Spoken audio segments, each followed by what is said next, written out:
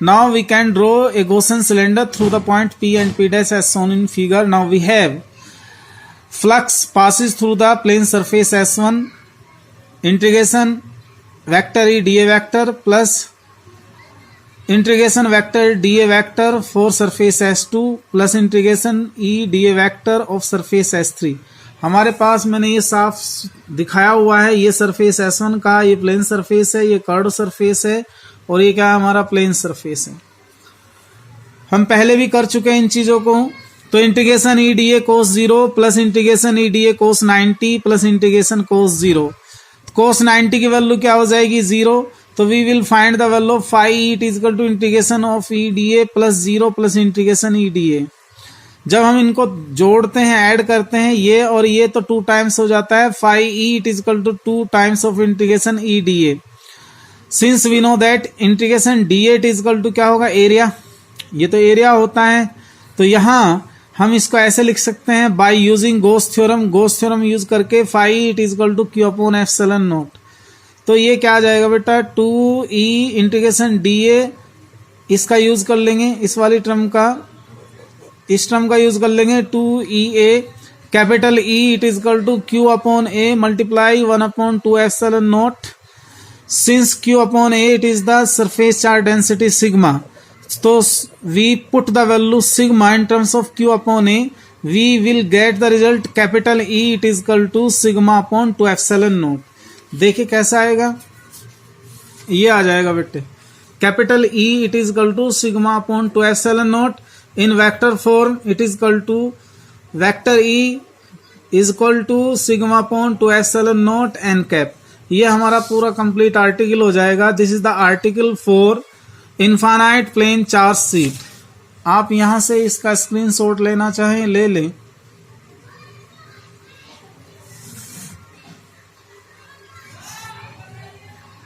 ये आ जाएगा सर, ओके। अब इसके बाद मैं आपको नेक्स्ट आर्टिकल कराने वाला हूं। आर्टिकल ये है इलेक्ट्रिक फील्ड नियर ए चार्ज कंडक्टर। अब हमारे पास चार्ज कंडक्टर किसी भी शेप का हो सकता है। जब सपोज करो मैंने ये कोई जनरल फिगर ले ली कैसी भी, इसके अंदर यहां पर ये चार्ज इसकी सरफेस पे यूनिफॉर्मली डिस्ट्रीब्यूट है और इससे किसी पॉइंट पर, इसके पास में कोई पॉइंट है P कंसिडर कर लें, अगर हम यहाँ P कह दें इसको, P पॉइंट पर हमें इलेक्ट्रिक फील्ड फाइंड करना है फॉर दिस चार्ज कंडक्टर। एक फिगर ये बनाई मैंने, एक फिगर मैंने क्यूब की फॉर्म में ली है समझाने के लिए, because this is a bounded surface. Suppose करो ये सॉलिड कंडक्टर है जिसको यूनिफॉर्मली चार्ज किया गया है। कंडक्टर की ये स्पेशलिटी होती है कि जो चार्ज उसको दिया गया है, the charge uniformly distributed overall its surface, continuously distribute हो जाएगा इसकी पूरी सरफेस पर। तो इसके लिए आप समझिए, चाहे मैं ये फिगर लूं चाहे इस फिगर को लें, हम इलेक्ट्रिक फील्ड फाइंड करना चाहते हैं कंडक्टिंग सरफेस के नजदीक किसी भी पॉइंट पर। तो हम क्या करते हैं, इस पॉइंट से होता हुआ हम एक गॉसियन सिलेंडर ड्रॉ कर लेंगे। ऐसे गॉसियन सिलेंडर ड्रॉ कर लिया हमने, यहां भी ड्रॉ कर लिया। अब हम आपको बताते हैं कि इस गॉसियन सिलेंडर की बात करें क्योंकि इस पे ज्यादा क्लियर हुआ है। ये प्लेन सरफेस, ये कर्व्ड सरफेस, ये प्लेन सरफेस। आपको मालूम है कि inside conductor electric field is 0। ये प्रॉपर्टी होती है इलेक्ट्रिक फील्ड की कि कंडक्टर के अंदर इलेक्ट्रिक फील्ड क्या होता है 0 होता है। Now we will find the electric flux passes through this Gaussian surface. यहां थोड़ा सा इसको डिस्क्राइब करते हैं। Let sigma be the surface charge density of the conductor since electric field inside conductor is 0। ये हम ध्यान रखेंगे। Now we will find the value of electric flux passes through this conductor. Phi it is equal to integration S1 vector E dA vector plus integration vector E dA vector for the plane surface curved surface S2 and integration vector E dA vector for the surface S3। हम यहाँ पे देखते हैं here vector E and dA vector both are parallel, so the angle between these is equal to theta is equal to 0. Here on the curved surface S2 vector E perpendicular to dA vector, theta क्या हो जाएगा 90, तो हम cos 90 रख देंगे यहाँ। और but inside the conductor electric field E is equal to 0, therefore we put the value of vector E it is equal to 0. आप यहाँ देखिए, here integration E D A cos 0 plus integration E D A cos 90 plus integration 0 into D A, तो इससे multiply होके तो क्या आ जाएगा 0, कोस 90 की वैल्यू कितनी आ जाएगी 0, ये क्या आ जाएगा 5e it is equal to E integration D A, ये आ गया। हम यूज कर लेंगे गोस थ्योरम, गोस थ्योरम का यूज कर लेना। गोस थ्योरम क्या कहता है कि phi the flux passes through any bounded surface, phi it is equal to क्या होगा q upon epsilon naught. Here q is the net charge which is separated या which is distributed over its surface. यहाँ पे हम plus Q charge ले लेंगे, तो इसका प्लस क्यू चार्ज रख दीजिए, q upon epsilon naught e into A. हम यहां से निकाल सकते हैं, it is implied that e it is equal to 1 upon epsilon naught q upon A, but q upon A is the new quantity से surface charge density of charge conductor. तो so put the value of q upon a in terms of sigma, we will get the value of e it is equal to sigma upon epsilon naught। अगर हम इसको vector form में denote करना चाहें, इन vector form, vector e it is equal to sigma upon epsilon naught n cap। यहाँ n cap indicate the direction of electric field. Suppose अगर ये uniformly charge positive charge है, तो यहाँ पर इलेक्ट्रिक फील्ड क्या होगा, आउटवर्ड होगा, कंडक्टर से बाहर की ओर होगा। अगर ये निगेटिवली चार्ज हो तो इलेक्ट्रिक फील्ड क्या होगा, टुवर्ड्स द कंडक्टर, इसकी साइड क्या होगी, कंडक्टर की ओर होगी। ये आप ध्यान रखेंगे। आप इसका स्क्रीनशॉट लेना चाहे ले सकते हैं भाई, ये देखें, आप नोट्स बना सकते हैं इसके। इसके बाद हम नेक्स्ट टॉपिक लेते हैं बेटा, इनके प्लेट से रिलेटेड है। ये रहा next topic, electric field of two positively charge parallel plate. Electric field of two positively charge parallel plate. Suppose कर लेंगे there are two parallel plates of charge density sigma 1 and sigma 2 shown in figure। Now we will find the electric field at point P, Q and R such that, हमने करना क्या है, दो infinite size की thin parallel plate ले ली जिन पर surface charge density sigma 1 और sigma 2 है, और वो फिगर के अकॉर्डिंग शो की गई हैं। अब हम यहाँ पे फील्ड इंटेंसिटी फाइंड करेंगे P पॉइंट पर, Q पॉइंट पर, R पॉइंट पर। तो हम अलग अलग केसेस में अलग अलग फील्ड इंटेंसिटी फाइंड करते हैं। देखिए P पॉइंट पर क्या होगा, due to charge density sigma 1 and sigma 2 the electric field intensity are in the same direction.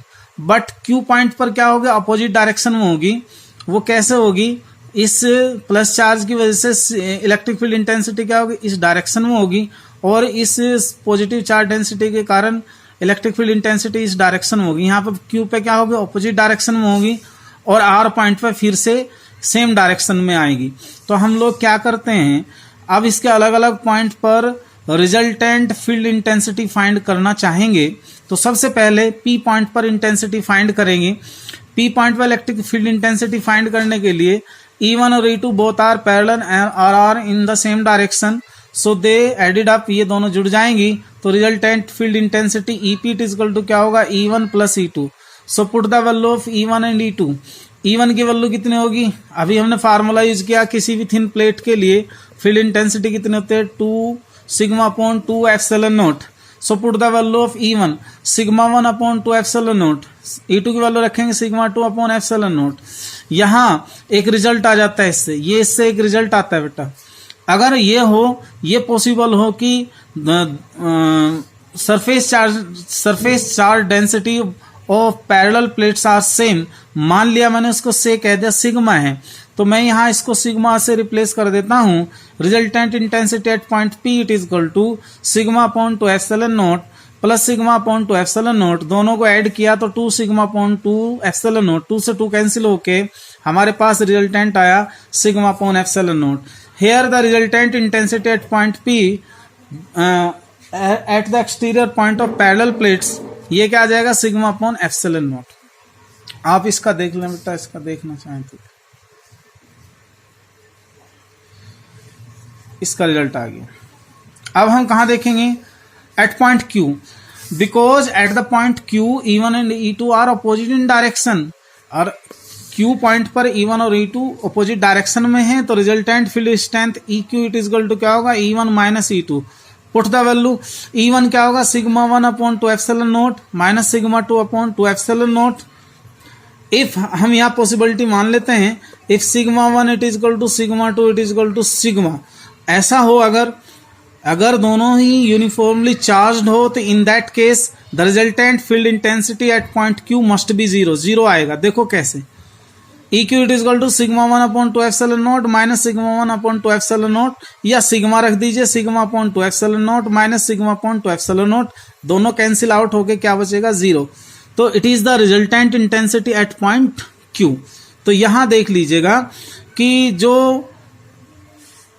दो पैरेलल प्लेट हैं, चार्ज प्लेट एक दूसरे से कुछ डिस्टेंस पर रखी हुई हैं, उनके बीच में रिजल्टेंट फील्ड इंटेंसिटी 0 होगी in that case when both plate are identically charged. अब देखिए इससे बाद में नेक्स्ट बेटा, अब आते हैं हम लोग R पॉइंट पर। कौन से पॉइंट पर, R, हमारा R पॉइंट यहां है बेटा, R point. E1 into both are in the same direction, so they added up, जुड़ जाएंगे, यहाँ देखिएगा, and E2 are in the same direction, therefore resultant field intensity at point R given by ER it is equal to sigma 1 upon 2 epsilon naught plus sigma 2 upon 2 epsilon naught। एक तो result ये बनेगा इससे, अगर ये हो possible कि both are same charged, अगर दोनों एक ही चार्ज से चार्ज किए गए हों, तो इन दैट केस हम रख सकते हैं ER it equal to sigma upon 2 epsilon naught plus 2 upon sigma upon 2 epsilon naught, दोनों को ऐड कर लीजिए, ER it equal to 2 sigma upon 2 epsilon naught, 2 से 2 कैंसिल, तो ER इट इक्वल टू क्या हुआ बेटा, sigma upon epsilon naught, which is required result. ये पहले जो रिजल्ट हमारा किस पे आया था, P पॉइंट पे आया था, वही रिजल्ट हमारा R पॉइंट पर बनेगा। इसके बाद हम यहां आते हैं, ये तो हमारे पहला केस तो था जब दोनों प्लेटें आइडेंटिकली चार्ज की गई हैं, लेकिन अगर ऐसा पॉसिबल हो कि दोनों प्लेटें अपोजिटली चार्ज की जाएं, जस्ट सपोज करो there are two parallel plates, plate 1 and plate 2 are separated by some distance and surface charge density sigma 1 sigma 2 as shown in the figure. पहले वाले रिजल्ट को रिपीट कीजिए, point P, point Q and point R पर field strength देखना चाहेंगे हम। अब यहां पे देखिए बेटा, P पॉइंट पर हमें फील्ड स्ट्रेंथ फाइंड करनी है, तो हम लोगों को पता है, हम जानते हैं इस बात को कि due to positively charge the field strength at any point is radially outward, बाहर की तरफ होगा, due to negative charge electric field will be inward. तो P पॉइंट पर हमारे इन दोनों प्लेटों के लिए फील्ड की डायरेक्शन अपोजिट होगी, तो अगर हम पॉइंट P पर डायरेक्ट इलेक्ट्रिक फील्ड स्ट्रेंथ देखना चाहें, तो it will be capital E it is equal to E1 minus E2, value रख दीजिएगा क्योंकि हम रिपीट कर चुके, E it is equal to sigma 1 upon 2 epsilon naught minus sigma 2 upon 2 epsilon naught, दोनों को हम ऐसे लिख सकते हैं sigma 1 minus sigma 2 upon 2 epsilon naught. ये रिजल्टेंट फील्ड इंटेंसिटी आती है when both plate are oppositely charged. अगर ये पॉसिबल हो कि sigma 1 it is equal to sigma 2, यानी कि दोनों प्लेटों को एक जैसे बट अपोजिट नेचर के चार्जेस से यूनिफॉर्मली चार्ज किया जाए, तो in that case resultant field intensity at point will be क्या होगी, 0 आ जाएगी। क्या आएगा बेटे, 0। और सेम केस बिल्कुल किस पाएगा, R पॉइंट पाएगा। R का भी देख लेते हैं, ये रहा at R, E it is equal to E1 minus E2 it is equal to sigma 1 minus sigma 2 upon 2 epsilon naught, but sigma 1 और सिग्मा 2 की वैल्यू अगर सेम हो तो E की वैल्यू हमारी फिर से क्या आ जाएगी, 0। तो दो रिजल्ट सेम आएंगे, E must be 0 at point P, E must be 0 at point R। अब हम आते हैं Q पॉइंट पर, यहां देखना, due to this positive plate the field intensity at point this will be directed away, बाहर की तरफ होगी, due to negative charge it will be in the direction of negatively charge. तो यहां पर Q पॉइंट पर दोनों प्लेटों के चार्जेस के रीजन से Q पॉइंट पर resultant intensity is the sum of field intensity due to plate sheet 1 due to sheet 2।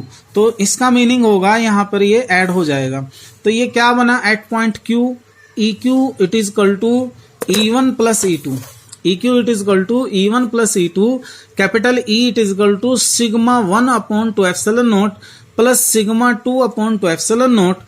Capital E it is equal to sigma 1 plus sigma 2 upon 2 epsilon naught. इसमें भी condition लगा दीजिए. If sigma 1 sigma 2 both are equal और से कह दिया sigma के, तो it is result E it is equal to sigma plus sigma upon 2 epsilon not.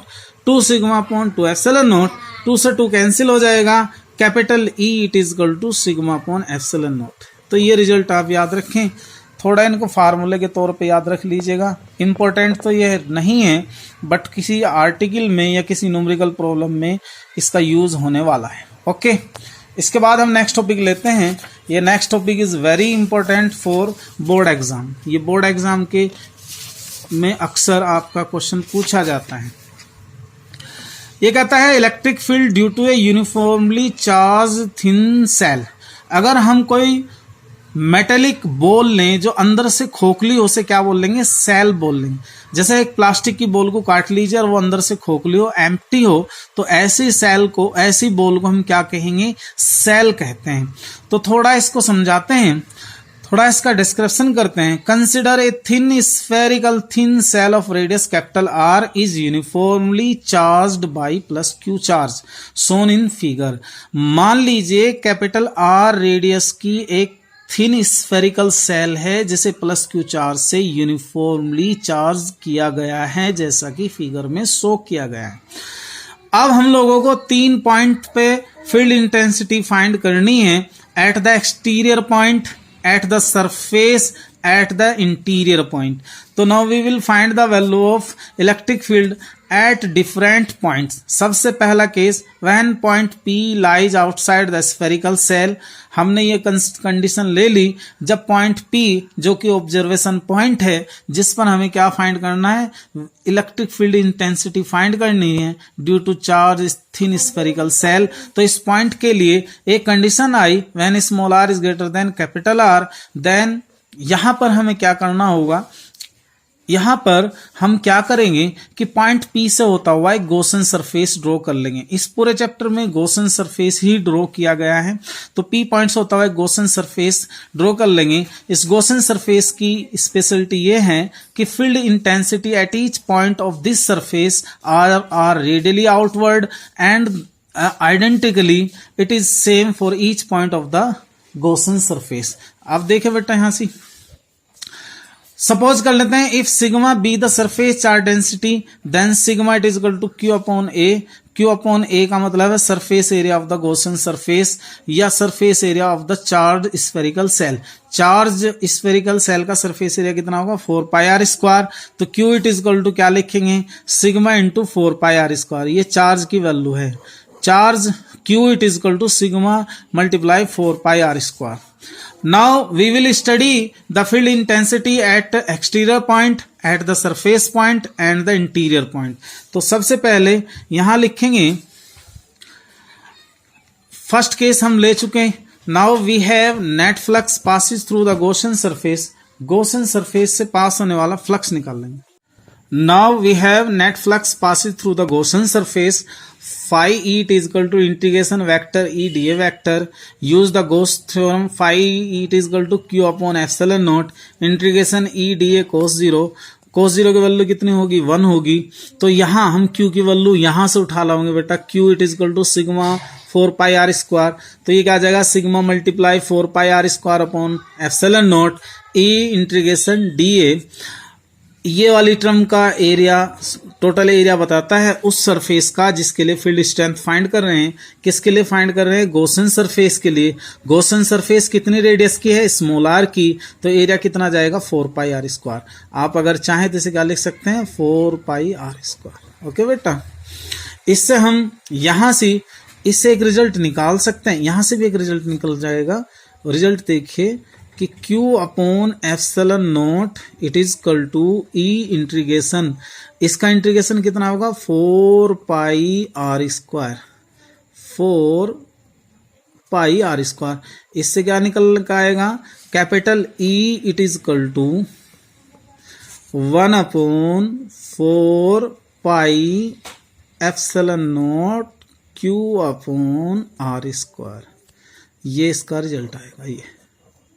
ये एक इक्वेशन ये भी बनेगी इसके बेटे। ये इक्वेशन बनेगी यहां से, इतने से तैयार होगी ये इक्वेशन हमारी, इतने। तो खैर चलो, ये तो हम बाद में, ये तो ग्राफ के लिए ड्रॉ की है मैंने। इसके बाद यहां मैंने यूज करना है sigma multiply 4 pi R square, Q की वैल्यू रख देनी है epsilon naught as it is, E into integration of D A कितना 4 pi R square. 4 pi R square से इस पूरी टर्म को डिवाइड कर देता हूं। Capital E it is equal to sigma multiply 4 pi R square upon epsilon 0 4 pi R square. 4 pi से 4 pi cancel हो जाएगा। Capital E it is equal to sigma upon epsilon naught capital R square upon small R square, which is the resultant field intensity at the exterior point of the Gaussian surface. आप इसका screenshot लें, फिर यहां ले लेंगे, rest कर लिया मैंने इसको, ये रहा बेटा। ओके, फर्स्ट इक्वेशन आ गई।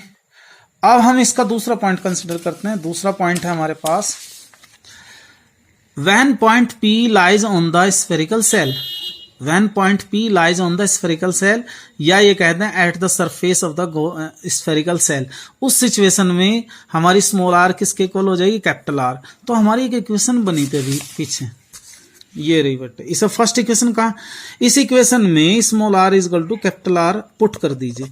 जैसे हम स्मॉल आर को कैपिटल आर पुट करेंगे, हमारा रिजल्ट क्या होगा, capital E it is equal to sigma upon epsilon naught capital R square upon capital R square, ये cancel, sigma upon epsilon naught, which is the resultant field intensity of a charge spherical shell at the surface of the shell. ये इसका equation आ जाएगी। अब हम लोग third case की बात करते हैं। When point P lies inside the shell, जब पॉइंट P सेल के अंदर हो, ये दिखाया मैंने। ये पॉइंट P अगर मैं यहां कंसीडर कर लूं और एक ये सेल कंसीडर करी जाए, तो ये भी गॉसियन सरफेस होगा। गॉसियन सरफेस, अब यहां देखना कि क्या यहां चार्ज है, यहां पे कोई चार्ज नहीं है। तो इस चीज को ध्यान में रखेंगे, इस बात को ध्यान में रखेंगे। हमने ये कंसिडर करा, when point P lies inside the shell, यानी कि small r is greater than capital R, since Q is equal to 0 inside the shell. ये पॉइंट हम ध्यान रखेंगे। तो हम फिर लेके चलेंगे, flux phi it is equal to Q upon epsilon naught by using the Gauss law, integration E D A cos 0, cos 0 की वैल्यू कितनी होगी 1, तो ये क्या जाएगा, Q हमारा 0 upon epsilon naught E integration D A integration of D A क्या होगा, surface area of the Gaussian surface, surface area of the Gaussian surface of radius R1। तो इससे हमारा क्या बना, E integration D A E multiply 4 pi R1 square. देख सकते हैं फिर से, इसका रेडियस कितना है, R1 है, और ये क्या है, गॉसियन सरफेस है। तो इस गॉसियन सरफेस का सरफेस एरिया कितना जाएगा, 4 पाई R1 स्क्वायर। तो इसको लिखेंगे E multiply 4 pi R1 square. तो यहां से सिंस ये टोटल वैल्यू कितनी होगी 0, तो इसे हम कितना रख देंगे 0। तो ये 0 it is equal to E multiply 4 pi R1 square, capital E it is equal to 0 upon 4 pi R1 square is equal to 0। तो E it is equal to क्या हुआ, 0। सीधा सा मतलब ये हुआ कि field intensity inside the Gaussian surface या field intensity inside the charged spherical shell is equal to 0। Means ये है कि इस चार्ज स्फेरिकल सेल के लिए, अगर ये चार्ज स्फेरिकल सेल है तो इसके अंदर इलेक्ट्रिक फील्ड स्ट्रेंथ क्या होगी, 0 होगी। ये E 0 आएगा। जो रिजल्ट किसके इक्वल होता है, यही रिजल्ट आता है electric field intensity inside a charged conductor. Conductor के अंदर इलेक्ट्रिक फील्ड इंटेंसिटी 0 होगी। चार्ज स्फेरिकल सेल के अंदर इलेक्ट्रिक फील्ड इंटेंसिटी 0 होगी। एक क्वेश्चन मेरा आपसे है, अगर कोई नॉन कंडक्टिंग बॉडी हो, अगर कोई नॉन कंडक्टिंग सॉलिड, अगर कोई नॉन कंडक्टिंग सॉलिड बॉडी हो, क्या उसके अंदर भी इलेक्ट्रिक फील्ड 0 होगा? ये आप अपने आप से क्वेश्चन करिएगा। अब इसके बाद यहां आप देख लेंगे, इसको नोट कर लें। अब इसका ग्राफ अगर ड्रॉ कराना पड़ जाए, graph between E and R for the charge shell, तो हम इसको ऐसे ड्रॉ करते हैं बेटा।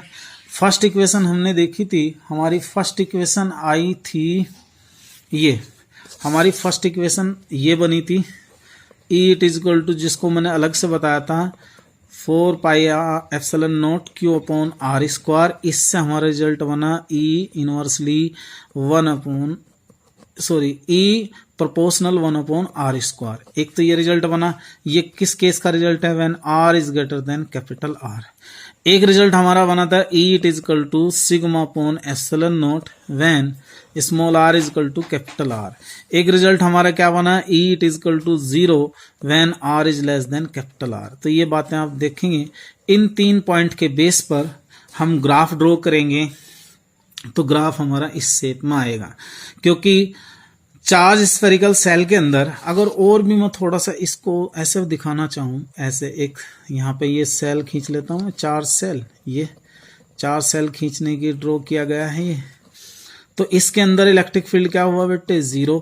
सरफेस पे इलेक्ट्रिक फील्ड क्या होगा, इसका मैक्सिमम होगा, जिसकी वैल्यू होगी सिग्मा अपॉन एप्सिलॉन नॉट। और जैसे जैसे सरफेस से दूर होते जाएंगे ई की वैल्यू डिक्रीज होती जाएगी, जैसे इसमें शो किया गया। ये इसका ग्राफ है। Thanks for watching.